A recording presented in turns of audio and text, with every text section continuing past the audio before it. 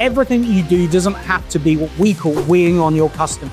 We do this, we do that, blah, blah, blah. Don't wee on your customers, guys. Give them something useful. Give them something educational. Give them something entertaining. Steve Pailthorpe, Iconic Digital. Going to blow you away with all of the marketing stuff today. The 7-step chassis of how you build amazing marketing. The more assets we put on our site, the more expertise we're communicating to Google. After today, you are never, ever, ever going to send a newsletter ever again. The strategies that you're going to be able to follow. Steve gives you not only the strategies, but the websites, the tools, the AI tools that you can use. Steve Pailthorpe. So Steve, let's start with overall your thoughts on what is success. Well, for me, Brad, success is being able to achieve the things that you want to do in the time frame that you want and still retain the joy in your life that gives you that inner desire to achieve the things you want. See, for me, when I started out, success was wanting to give back to the economy and to the people around me, to charities I work with. It wasn't just about personal growth. And so for me, I set my goals to be not only business goals, but goals that are all about giving back as well. And so for me, that's how I define success. So then let's look at it from a marketing perspective. How do you define success in marketing? Well, if you would have gone back just 2 years ago, everyone would have said that the finance department was the most important department in the business. These days, the marketing function is the most important part of the business. And the reason being is because marketing delivers sales. And if we can't get a quantifiable return on investment from our marketing, then our business is fundamentally not going to be successful. So success for me in marketing is about quantifiable, actionable, achievable results. That's what gets our business running. That's what keeps it sustainable. And so the way I define marketing is all about a flow of valuable customers that come consistently into a business. You see, you don't just want customers that are just going to go, boom, in one campaign, suddenly we've got thousands of people coming through the doors and we just can't contain them.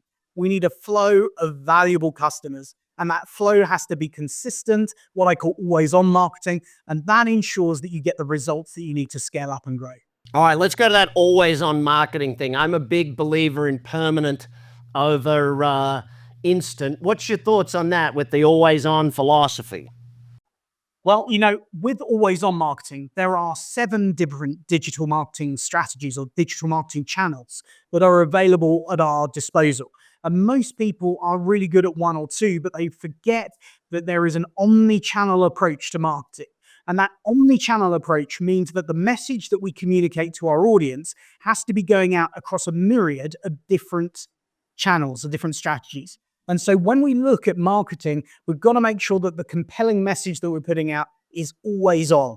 And the areas that are always on depends on what level of the marketing funnel we're talking about. Now, if we look at the top of the funnel, we're talking about brand awareness. Mid-funnel marketing, we're talking about market engagement. And at the bottom of that funnel, of course, everyone knows that's where lead generation comes in. And most small businesses sit at the bottom of the funnel and they focus all of their activity just on campaigns and they forget the brand awareness and the market engagement strategies. So things like search engine optimization and content marketing, these are always on marketing channels. They need to just consistently be going out. And of course, when it comes to things like marketing automation and email marketing, those things need to be always on. A message a day going out from your business is fundamentally the best way to reach your audience and create that flow of valuable customers into the business. So we've got to make sure that we understand where those marketing channels sit within that marketing funnel. Got it. So permanent marketing, let's look at that. Your website, your YouTube channel, even Pinterest type thing. These are things that are there and searchable for 100 years. I even saw yesterday, I had a video on my YouTube channel from 14 years ago that got like 500 views in the last few weeks. So someone must have shared it somewhere. Why do we focus so much on that permanent stuff rather than just the instant? I know we got to do the instant, but let's focus on the permanent first.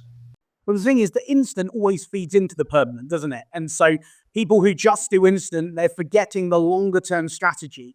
You see, before, we always thought that social media, things that we put up online, would then be there forever. And there is a certain amount that if we forget to curate our content, we forget what's up there, stuff is available. And then you get these horror stories of things coming back from years in the past. But, it doesn't really matter, because if we've got permanence in our marketing strategy, then that means that we've got real quantifiable assets that can be used again and again. It's one of the things I learned from listening to a lot of the stuff you do and you talk about is do something well once and then just roll it out again and again and again. And this is often the case with marketing, particularly things like webinars. And if you're listening to this and you're packed in a B2B, business to business context, you're producing webinars and podcasts and all of this content assets, these elements become permanent content assets that can then be used again and again. And if you're measuring and testing these, you'll find that you'll get one really, really good webinar or one really, really good podcast that you can just churn out again and again and again. About 4 years ago, I started doing this thing on content marketing and started to find real traction on this whole idea of content marketing, linking it to SEO. We did that one podcast, I think, about 25 times. It was the single biggest lead generator for our business. We recorded it, so all we had to do was play it again and again and again. But that permanence in the strategy ensured that it just became an asset that was a lead magnet that generated quantifiable return on investment.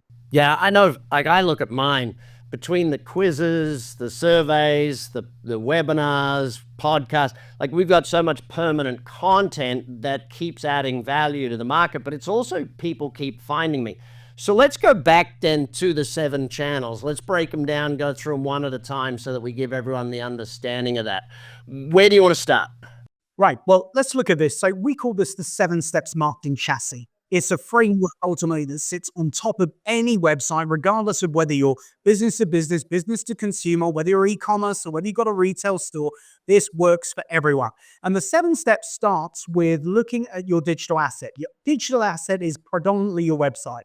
Some people say to me, I don't need a website. Guys, you need a website, okay? Because your website is going to get found in Google, right?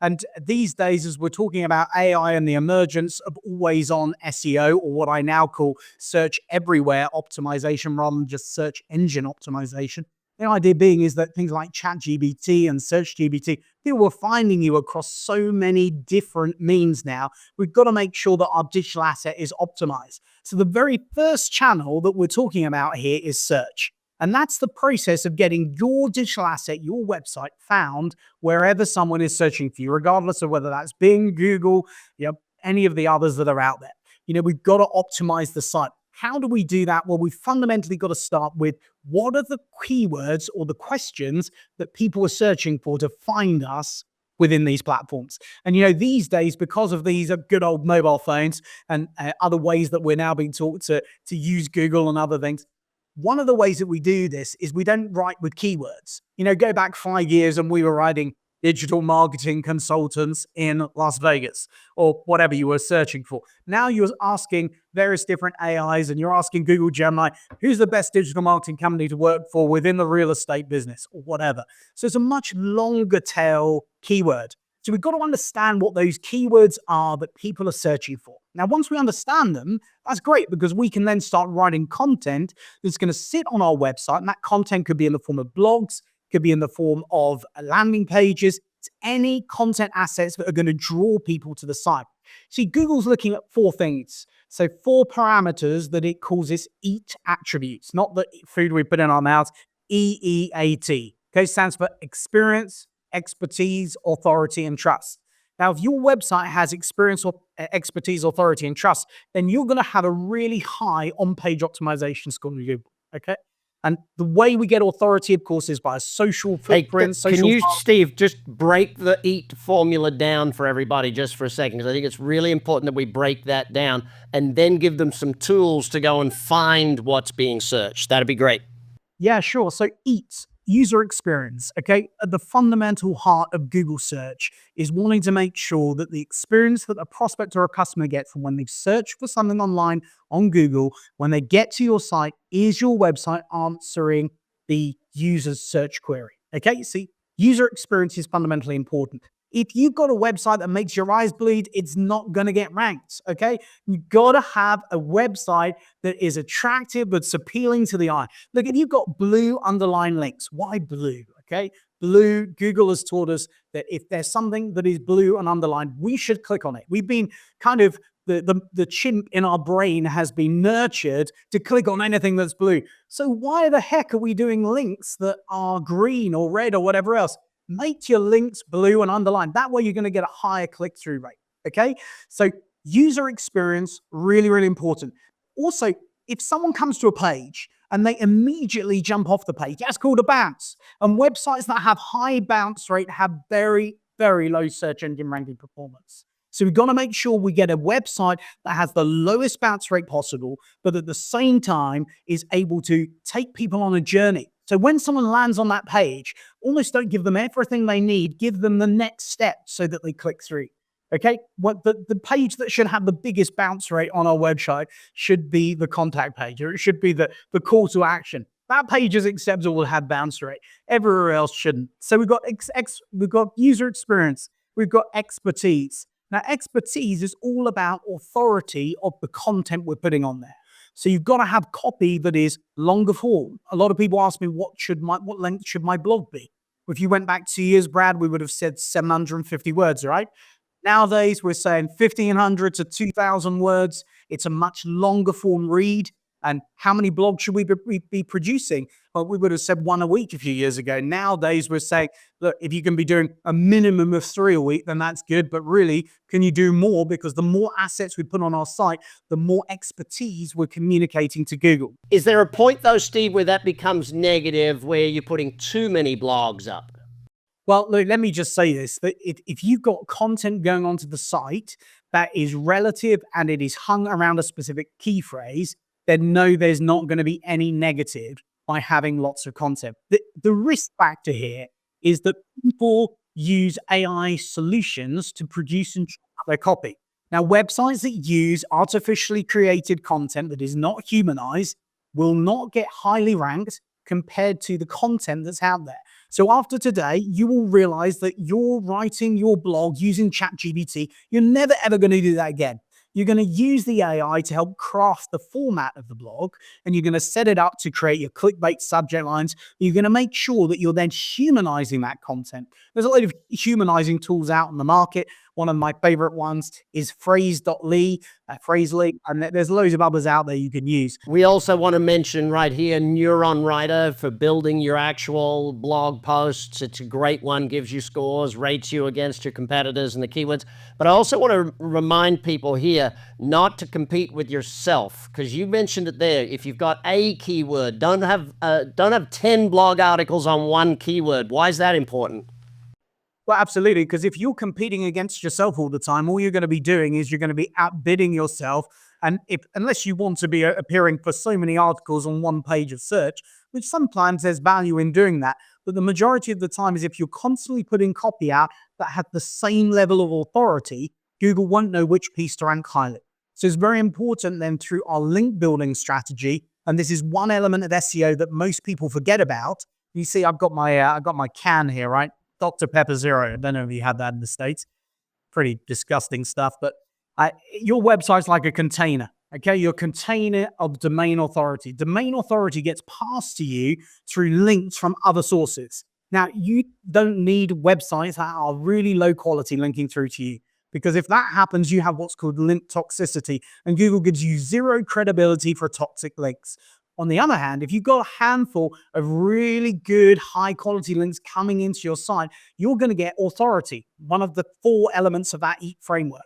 So authority is going to top up your domain and give you link juice or link credibility within Google search that is then going to get you found online. So don't compete against yourself.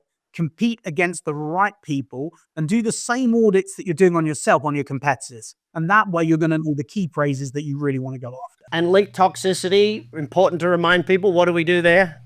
So link toxicity, there's easy ways to go determine this. You can go use tools like SEMrush, Ahrefs. There's loads of tools out there. You could even go to Neil Patel's website, go and pump in to use some of his stuff there. And basically what it will do is it will give you a spread of all the links on your website, and it will show you which ones have a really low domain authority score. Now, the ones that have a low domain authority score, Google is going to class those as being toxic. So you take those toxic links and you upload them into the Google Search Console. And there's a place within Google Search Console where it's free to use. You just upload your website, you go claim your property within Google, and then you can go and what's called disavow the links that are toxic in nature.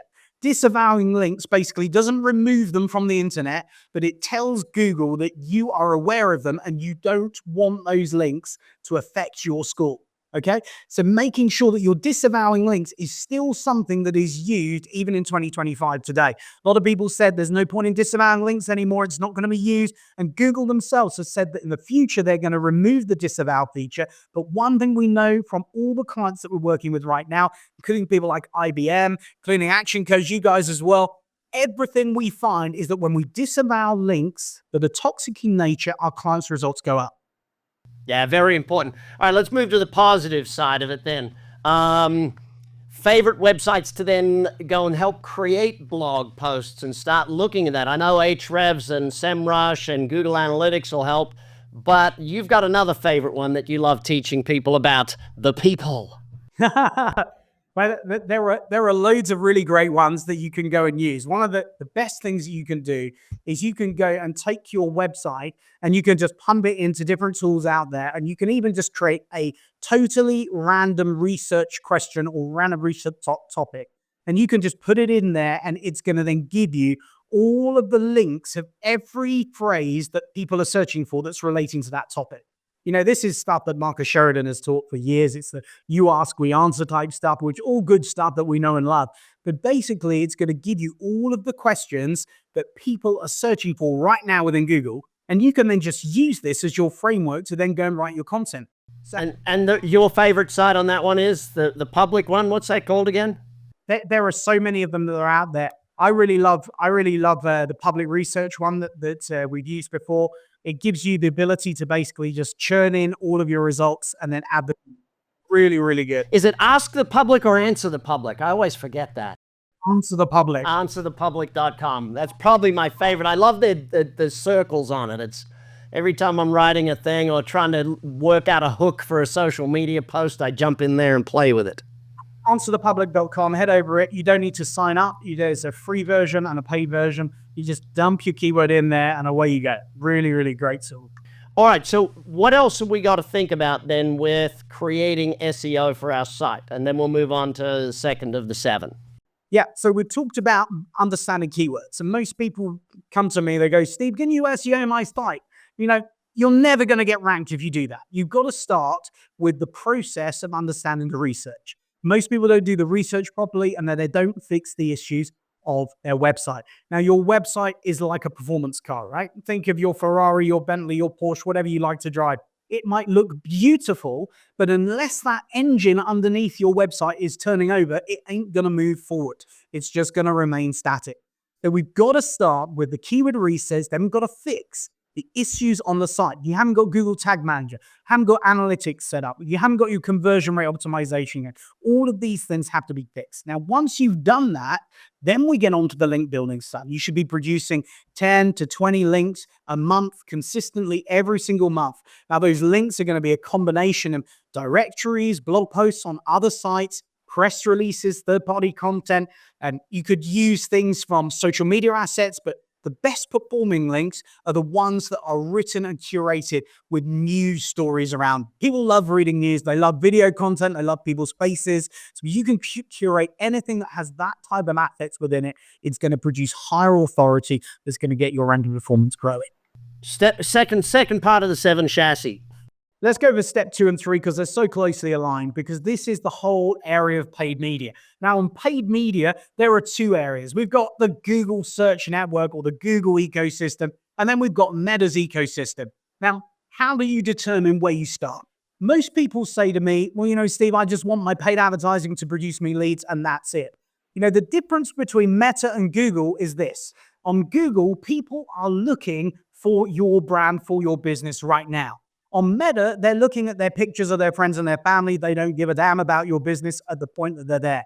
So on Meta, the ads that we put out have to be so dynamic, so engaging, and targeted in a very niche way to make sure that those people come through to us and they're prepared to leave what they're doing and come through to you. So the ads that you're using on Meta have got to be very visual, video, very high engaging content, have visual hooks that are used all the time that draw them away and encourage them to click. The most important thing is that Meta ads have got to be supported by remarketing. Now, remarketing is the idea that when someone comes to your website, you're going to cookie them, and that means that you are taking a snapshot of who that individual is, and then for the next 30 to 90 days, you can show your ads to them, whether it's on Google or Meta or any of the other ecosystems that are out there. And that's really, really important because people coming from Meta are only coming at the point they're checking their social medias, right? And that means that the first click point is not likely to be the point that they then become a lead within your business, okay? So if you are just starting out on this advertising journey, Google Ads every day of the week. Once you've got your Google Ads going, or if you've got a really niche audience that you're struggling to target on keywords, that's when you bring in your Meta stuff. Okay, so whatever you're doing, you're using the Google search network, expanding it with Google's display network, that's getting your ads onto other websites. Once you've got those two components working, your remarketing is what then keeps pushing them to come back through into your landing pages on your website. One that we've been playing with, I want your thoughts on it, YouTube, because YouTube also gets the whole Google Analytics to be able to put your ads in front of people. Yeah, and absolutely. YouTube is the second biggest search network in the world, right?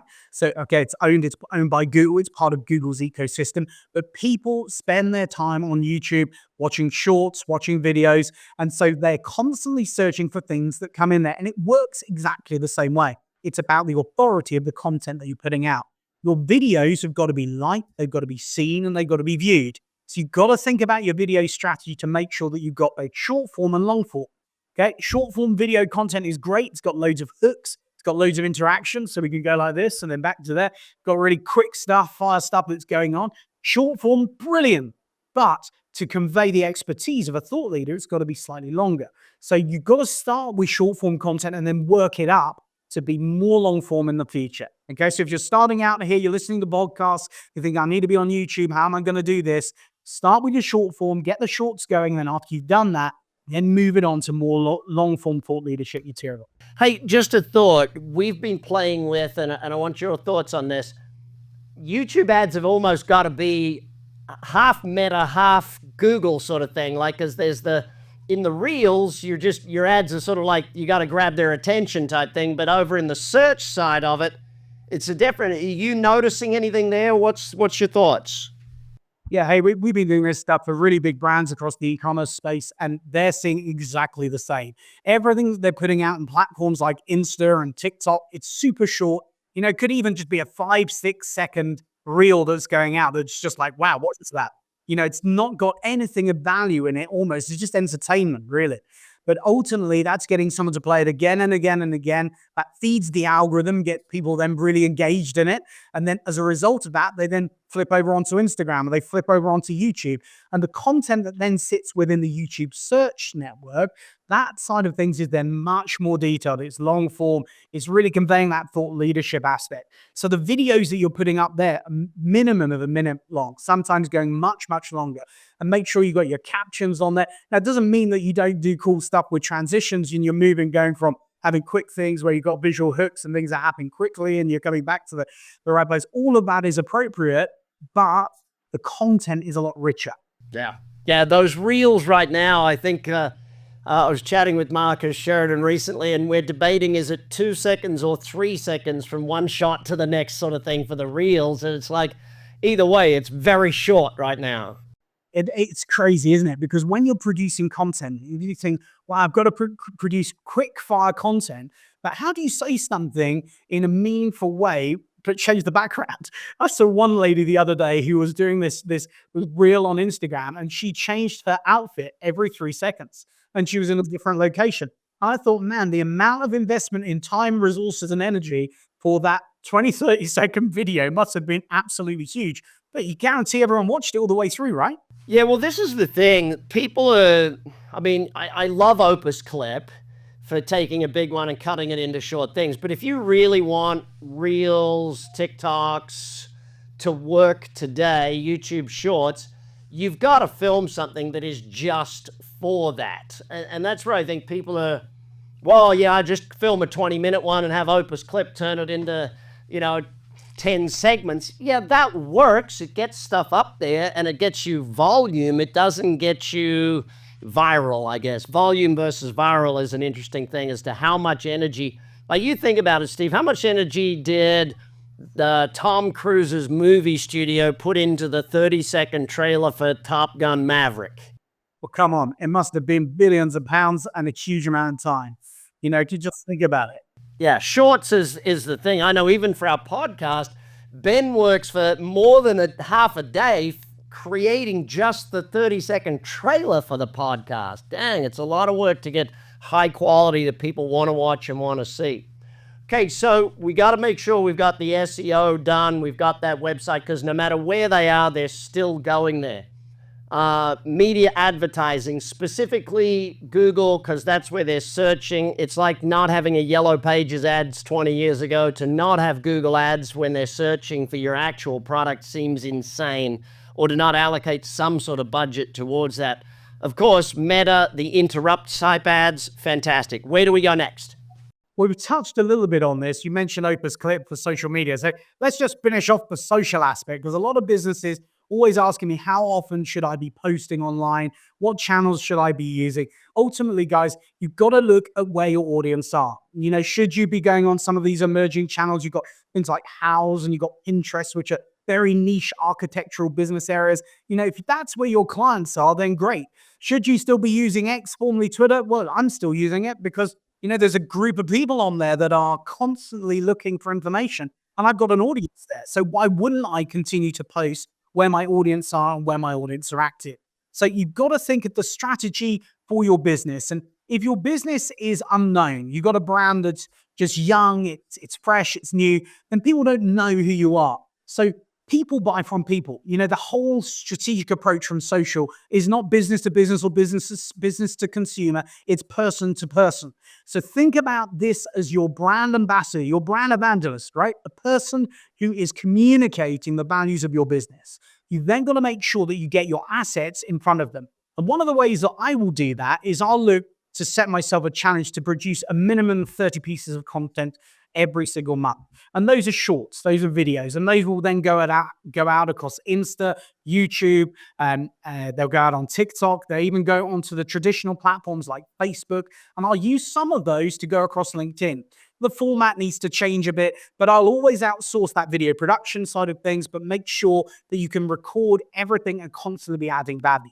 Now, once you've done that, you want there to be a proportion of your posts that are branded posts that are communicating the brand values of the company, telling people actually what you do. The ratio needs to be something around 70% of the individual who's the advocate, the brand ambassador, the one that people buy for, and 30% that are more based around the sort of brand values of the company. Now, one of the things we do as well is we give inspirational quotes, because that's a great thing that people love to share. So, think about the things that are not only adding entertainment value, but things that people just love to share because it's a great shareable thing. Everything you do doesn't have to be what we call weeing on your customers. We do this, we do that, blah, blah, blah. We. And it just does absolutely nothing. Don't wee on your customers, guys. Give them something useful. Give them something educational. Give them something entertaining. And that's going to get your social media buzzing and working. Yeah, the 3 E's: education, entertainment, emotion. If you're not hitting one of those, you're losing. If you can hit all three, that's a viral post, if you can hit all three. But otherwise, you're just not getting there. Now, I want to help people understand how social media has changed. It used to be just about your followers, but TikTok changed the algorithm where you don't go on TikTok and it shows you all your friends. It shows you things you're interested in. Facebook's moving that way. YouTube's moving that way. Insta's moving that way. You could have 100 followers and a video will go get 1 million views because it's a great video type thing. And it's based on watch time. If someone watches it the whole way through, that's massively important. How has that changed social media in your mind? Was fundamentally changed the landscape of social media, because before everyone was focused on building followers, because if you got followers, you can communicate them to them. If you're posting something, the likelihood of every one of your followers seeing it is so slim, it's so low. So the production quality of what you're putting out has to have that entertainment value, and it has to have the emotions around it, the educational value to the people really want to see it. Now, this is all down to your For You page, right? So what you're watching. So you give me your phone and let me see your For You page, I can tell your life story very quickly, because you're going to tell me through your For You page what you are interested in. I often say this to my mates. I say, hey guys, give me your phone. Let me see what's on your For You page. And suddenly you'll see the difference between different types of people and what they're looking at. So the great thing about this from a big data perspective is that we can determine, or the algorithms can determine exactly what you are interested in based on what you look at. And so once they understand that, and they do, there's no way of you hiding from that, guys. Don't throw the privacy thing at us. Google already knows everything there is to know about us. So does Meta. So they've already got that information. So they know what you're looking at. They know what you're interested in. And because they know that, when you post content online, they're going to serve that content to people with similar interest groups to you.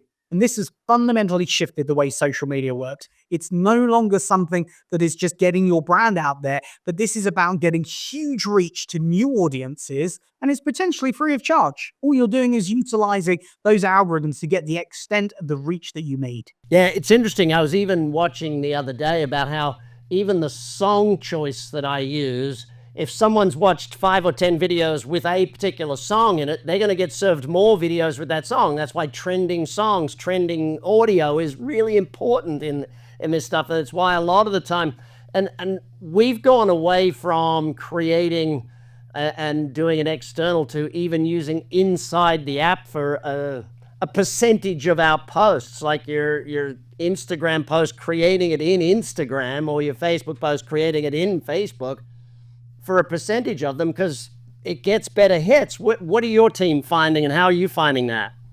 Well, certainly we're seeing that across Instagram and TikTok. So the production of using video content within the apps often can perform at a much better level than if you are uploading a reel fully formatted. Now that for professional creators like us, that it presents a huge nightmare, because we want to go into studio, we want to go into set and record all of our stuff and then just pass it over, get it done, and then someone else can upload it another time. But TikTok is really wanting to prefer the small individuals who are just going ahead, crafting their copy and filming what's going on, that sort of stuff.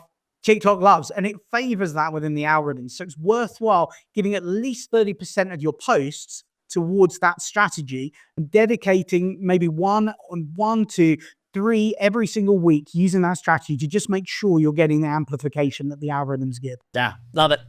Where do we go next then? What's our next play? Right. We've done SEO. We've done paid advertising on Google. We've done paid advertising on Meta. We talked about social. We touched on content, right?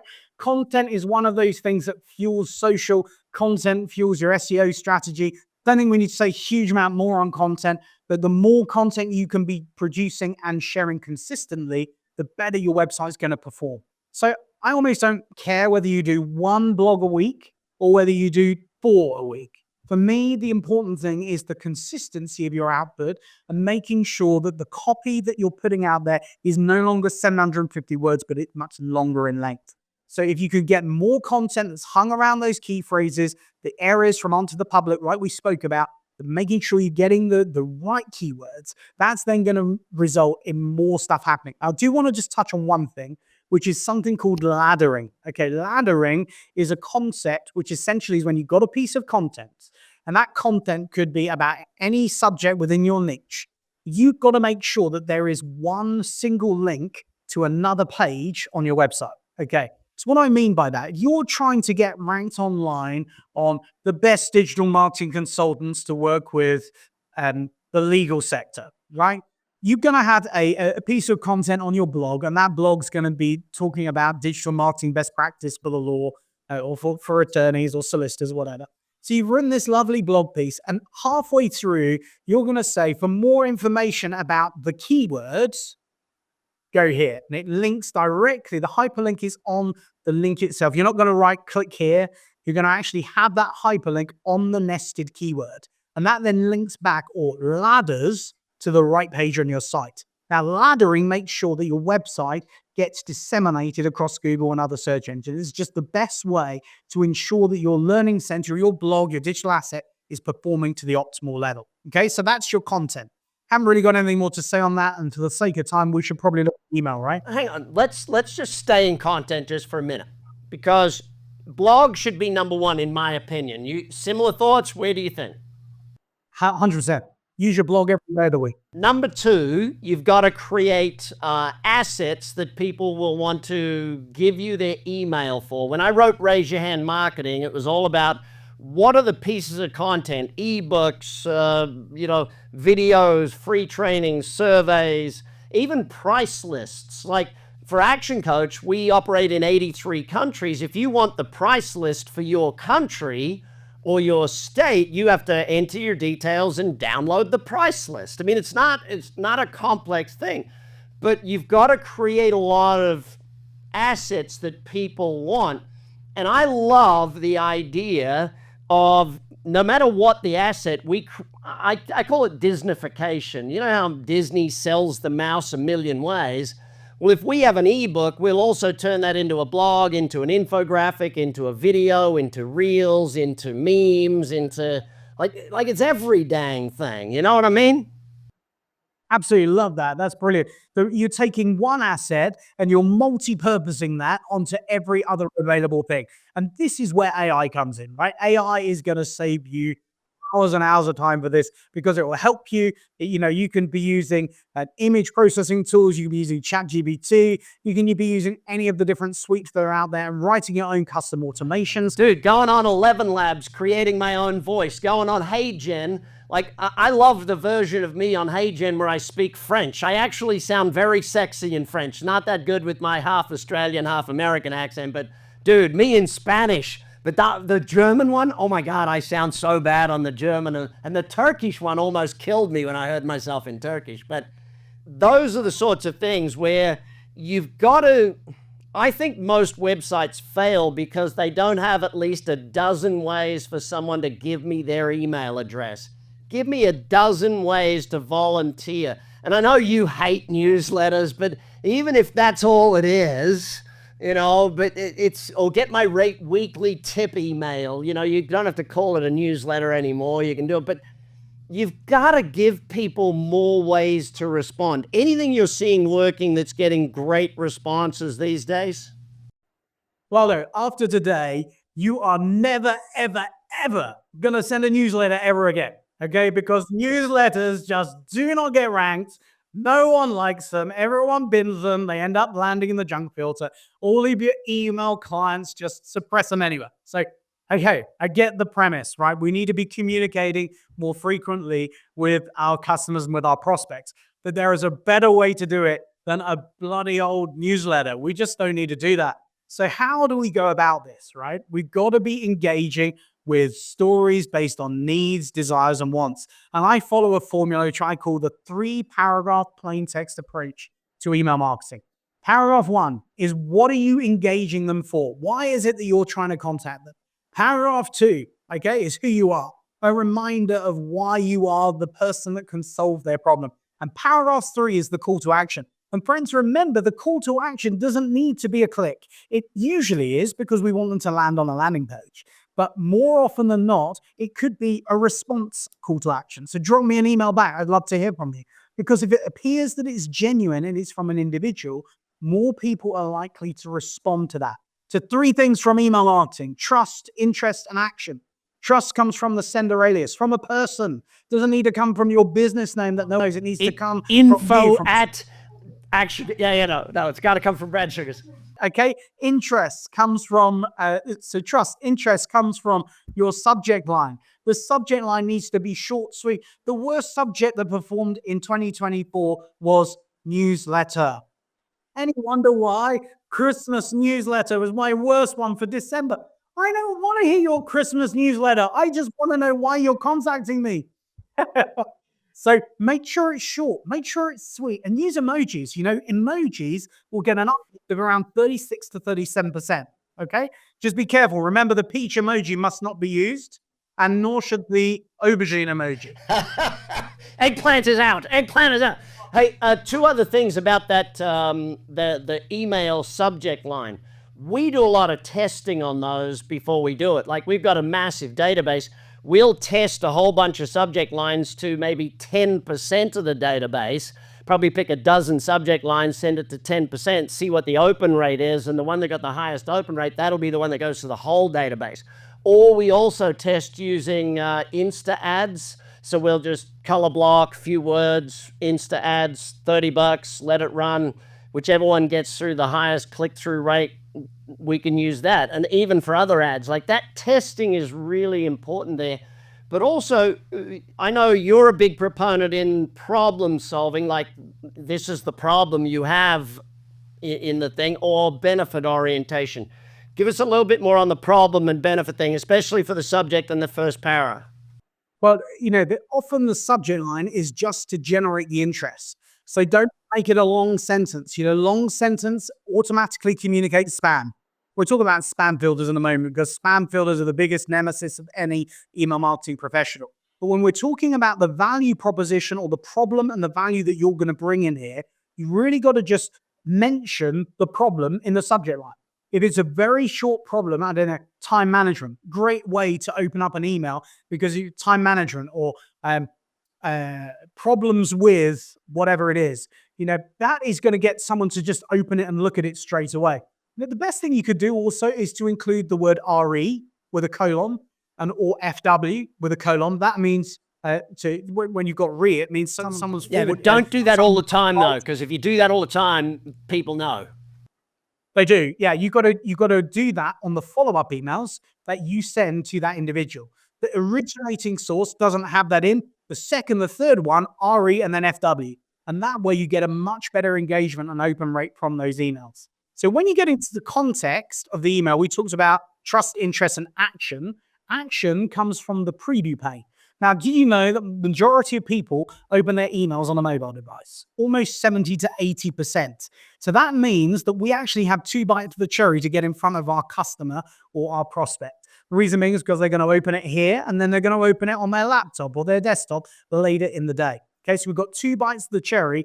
What do they look at when they're looking on their mobile device? Well, they get presented the preview pane. Okay, and that preview pane is normally where you guys put this statement. And it's something like this. If you can't see this email, then click here to view it in browser. Yeah, you ever had one of those?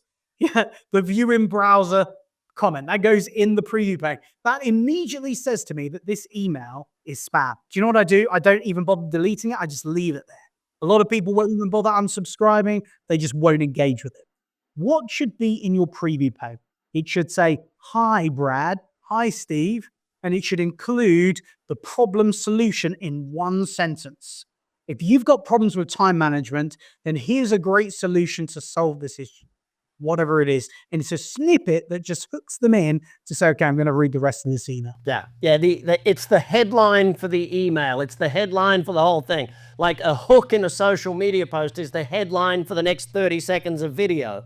If I love I've written books all on writing ads back in the day, but the headline writing stuff is still so important today. Your headline for the thing, your headline for that.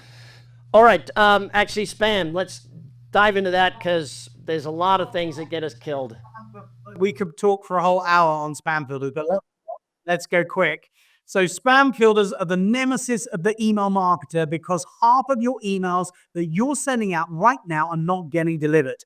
And deliverability is the single biggest factor that you should be focusing on when it comes to email marketing.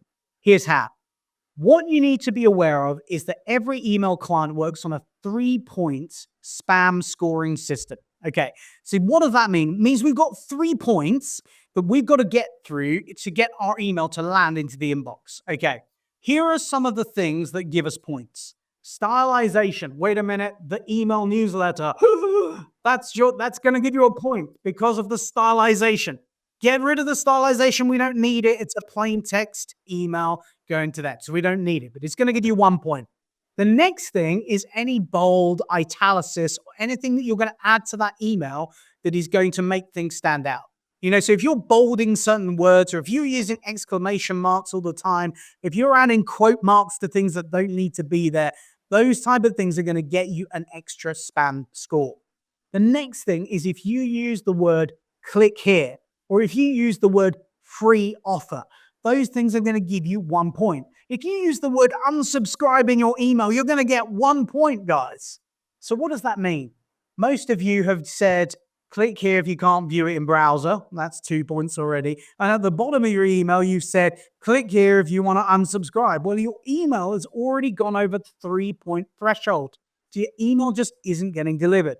So what do you need to do? And by the way, if you start your email with dear, 1 point for using the word dear, okay? So these are just things that will affect your email. Happy Christmas, Merry Christmas, Christmas, that's 1 point. Happy New Year, 1 point. All of these things, right? There's so many of them that will affect whether your email that gets delivered. So here's how we do it. Hi, grad. Okay, no points. Hi is good. The next thing is remove the word click here. We're going to use the full hyperlink. For more information about digital marketing, go visit our agency at www.iconicdigital.co.uk. Why? Because a full link is more trusted, okay? If you just put click here, you're going to get a spam click, a spam point, and someone's not going to be really sure should they visit that link. So always include the full URL, okay?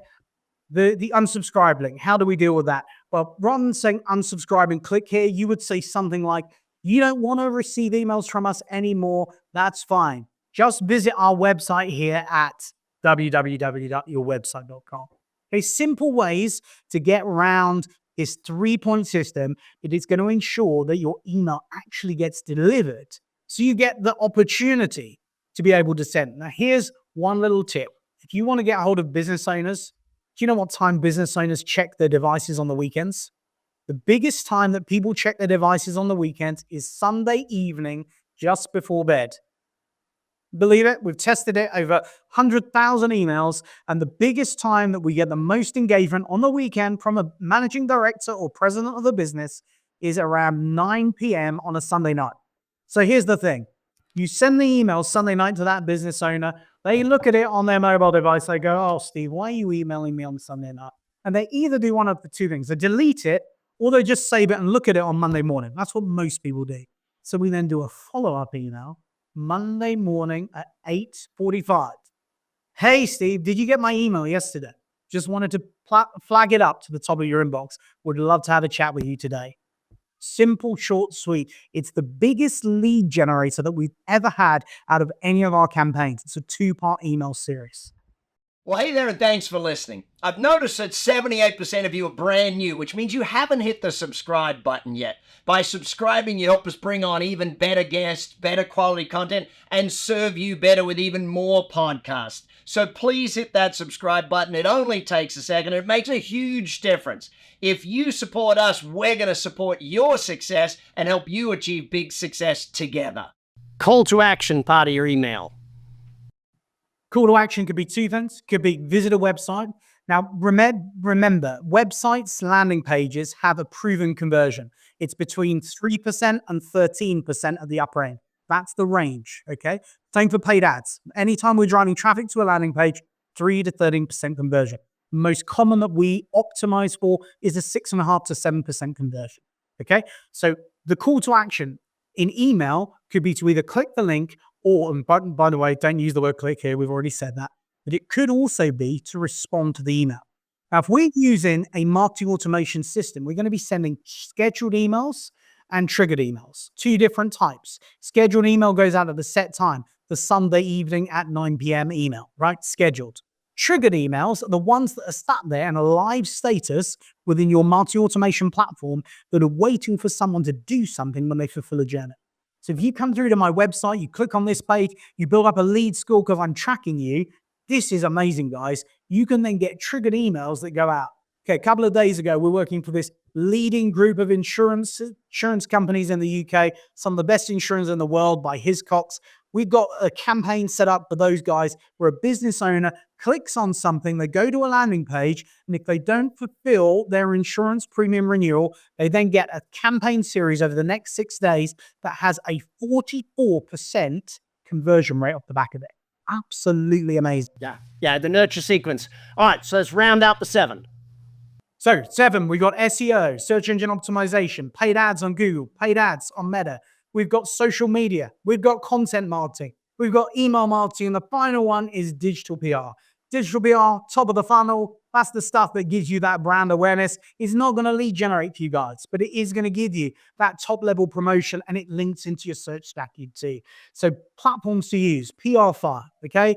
Go write your content, pay to play, get yourself into Apple and into Apple News, get yourself into Forbes, get yourself into all the leading publication. It's pay to play, but you too can be the next Forbes guy if you pay the money at the top of the funnel by using that digital PR. Remember, PR is all about story. And the PR also helps with your conversion later on when you share that in some of your socials, you share it in some of your other things, the credibility builders, authority builders, all that stuff.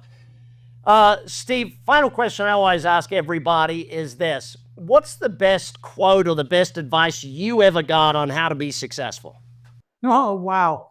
There's so many quotes, but hey, guys, I'm British. So let me go with my favorite from Great Britain, Mr. Winston Churchill, former Prime Minister.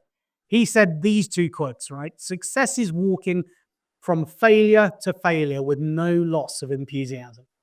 I love that, because if you retain your joy, if you can retain your enthusiasm about the thing that you're passionate about, you're going to be successful.